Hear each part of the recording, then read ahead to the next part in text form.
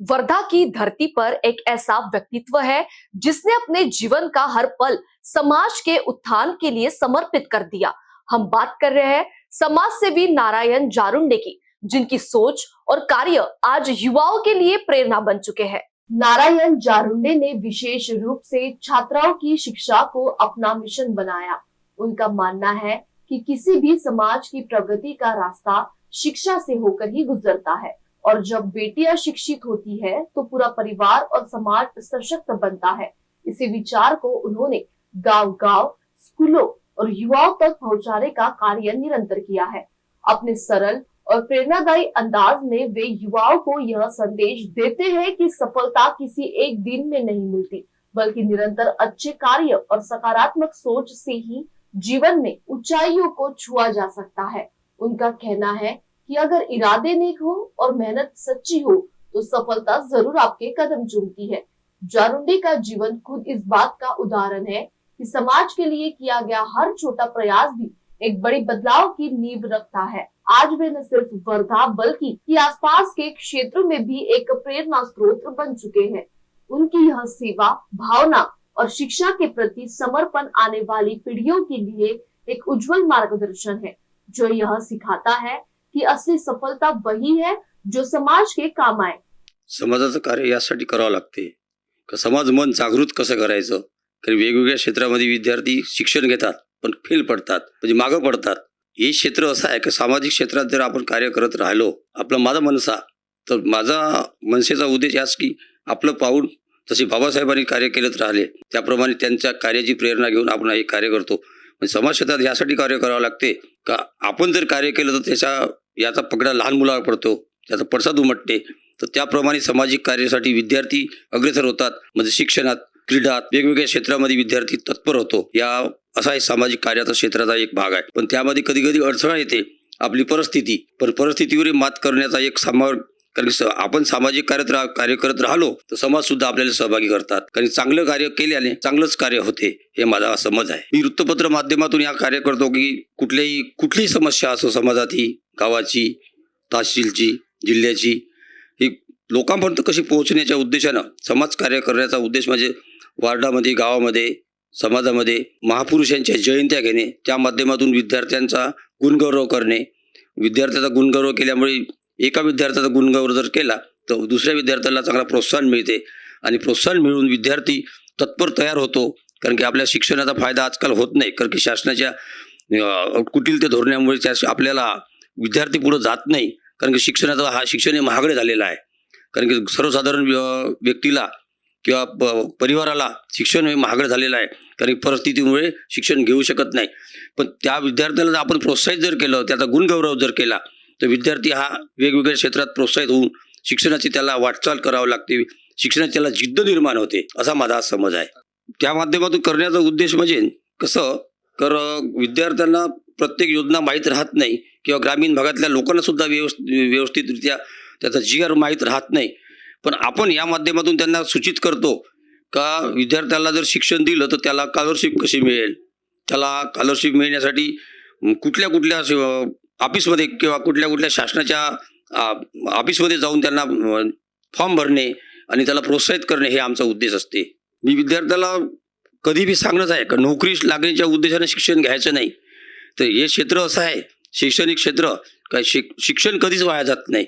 शिक्षण तुम्ही घेत राहाल तर कुठं नाही कुठं तुमची दखल घेऊन कुठं नाही कुठं तुम्हाला बोलावलं जाईल। तुम्हाला चांगलं उचित शिक्षण असल्यामुळे तुमची दखल तर घेईल, पण समाजात तुमचा मान सन्मान राहील कुठल्याही। पण विशेष म्हणजे माझा उद्देश असा राहते का शिक्षण नोकरी नाही मिळाली तर चालते, पण आपण वक्तृत्व माध्यमातून, क्रीडा माध्यमातून आपली एक समाजावर, गावामध्ये आपली छाप निर्माण करावी, आणि असा मी प्रत्येक विद्यार्थ्यांना प्रोत्साहित करत असतो। आता गावाचं नातं यासाठी रुटतं का शहरामध्ये वेगवेगळ्या क्षेत्रामध्ये वेगवेगळ्या म्हणजे आजकाल म्हणजे फॅशनचं युग होत चालले की नाही, त्यामुळे शहराकडे लोक धावत आहे। पण आता एवढे महागाईचं वाढल्यामुळे पैसा पुरत नाही, शेवटी लोक गावाकडे वापस येत आहे। यासाठी का त्यांचा पैशाचा हा सोर्स कमी असल्यामुळे, तुटवडा पडत असल्यामुळे ग्रामीण भाग, शहरी भागात गेलेला विद्यार्थी पुन्हा मागे येत आहे। पण त्यांना मी आता माझं मार्गदर्शन असं राहते की एकदा कुठल्याही मार्गाने जर गेलो तर तुमचा यशाचा शिखर गाठेपर्यंत तुम्ही मागं हटू नये असा मी विद्यार्थ्यांना कधीही मार्गदर्शन करत असतो. हे तुमचं बरोबर आहे प्रश्न, कारण की ग्रामीण भागामध्ये आज शेतकऱ्याकडे कर्जाबाजारी असल्यामुळे तो बळीराजा आत्महत्येकडे फार वळत आहे. कारण की महागडाई जसं कापसाला त्यांच्या शेतामध्ये निघणाऱ्या मालाला योग्य तो भाव मिळत नसल्यामुळे शेतकरी या काबाड कष्ट करून सुद्धा त्याला योग्य भाव मिळत नसल्यामुळे आणि शेतीत अवकाळी पावसामुळे उत्पन्नाचा भाग कमी होत चाललेला आहे. त्याच्यामुळे कर्जबाजारी शेतकरी राहत आहे. तर बऱ्याच प्रमाणामध्ये शेतकरी आत्महत्या आजही करत आहे.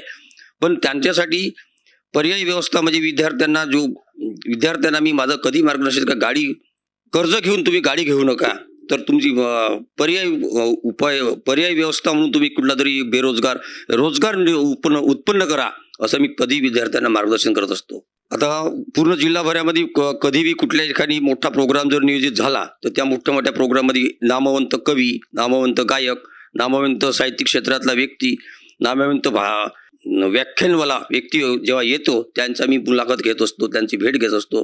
त्यांचा स्वतः मंचकार जाऊन शाल, भारतीय संविधान, पुष्पगुच्छ देऊन त्यांचा सत्कार करत असतो, परिचय वाढवत असतो, यासाठी की त्यांच्याशी आपला निगडीत संबंध असला पाहिजे. आपलं कार्य पाहून दुसऱ्या विद्यार्थ्यांनी प्रोत्साहित व्हावं असा हा माझा मूळ उद्देश असते. झाला ना, बऱ्याच विद्यार्थ्यांना झालं. कारण की आज मी जेव्हा लहानपणा 7वा वर्ग पास झाल्यानंतर मी जेव्हा भाषण द्यायचा शाळेमध्ये, सामाजिक विहारामध्ये, आपल्या सामाजिक ठिकाणी किंवा इतरत्र ठिकाणी मी भाषण द्यायला जायचं, मला आमंत्रित करायचं. तर माझं परिवर्तन त्या लोकांवर पडलेलं आहे. कारण की मी जेव्हा भाषण द्यायला जातो तर त्यांना लक्षात आलं का उत्कृष्ट भाषण देतो.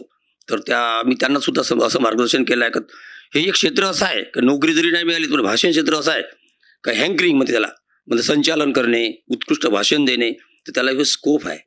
चित्रपटसृष्टी सुद्धा बोलावल्या जाते. हे आपला एक पूरक व्यवसाय म्हणून एक आपलं वेगळं जर ज्ञान मिळवलं आपण तर त्या विद्यार्थ्यांना प्रोत्साहित करून विद्यार्थ्याला कुठं नाही कुठं त्याला मार्गदर्शन आणि कुठं नाही कुठं त्याला एक व्यवसाय मिळू शकतो, हा माझा एक मूळ उद्देश आहे. आता कसं आहे, संगती गुण बिघडले असं म्हणतो की नाही. कसं काय, आई वडील कधी व्यसन करत नव्हते, पण आजकाल कसं आहे, आपण विद्यार्थ्याला घरामध्येच तर ठेवलं, घर कोंबडा म्हणलं जाते त्याला. ग्रामीण भागातील लोक त्याला डिवसतात. तू बाहेर पडत नाही, बाहेर येत नाही, संपर्कात येत नाही, तुला औपचारिक ज्ञान मिळत नाही असं बोलत म्हणतात. त्याच्यामुळे तो वेगवेगळ्या लोकांच्या संपर्कात गेल्यामुळे तो काही व्यसनाधीन होतो. व्यसनाधीन गेला का तो बिघडत जातो. पण आई वडिलांचे काही मुख्य सुसंस्कार आहे, शिक्षकांकडून मिळालेले सुसंस्कार आहे, तर ते त्यांच्यामध्ये त्याला अडथळा निर्माण करणारे दोस्त मित्र आहे. पण काही विद्यार्थी असे आहे का मन शांत ठेवून मन चित्तबुद्धीने कार्य करत असतात, पण व्यसनाच्या दूर राहण्याचे जे प्रयत्न जे करतात त्यांचंच कॅरियर खरोखर घडते. महाराष्ट्रातल्या विद्यार्थ्यांना हे संदेश देतो को शिक्षण हे वाघिणीचं दूध आहे. शिक्षण तुम्ही पहिले प्राशन कराल, हे दूध जर पहिले प्राशन कराल म्हणजे शिक्षण जर तुम्ही पहिले घ्याल तर तुमचा पाया कधीही मजबूतच होईल. हे माझं सत्य मत आहे. कारण हेच बोलायचं आहे का पैसा असला तो धनवान होत नाही, धनवान झाला तो गुणवान होत नाही, आणि समाज कार्य केल्याशिवाय कुठल्याच माणसाचा सन्मान होत नाही.